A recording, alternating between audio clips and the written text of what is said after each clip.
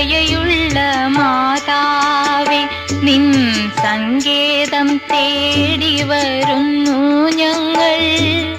നിൻ ചാരത്തോടിയണഞ്ഞവരെ നീ ഒരു നാളും കൈവിടില്ലല്ലോ തായേ, ഒരു നാളും കൈവിടില്ലല്ലോ തായേ.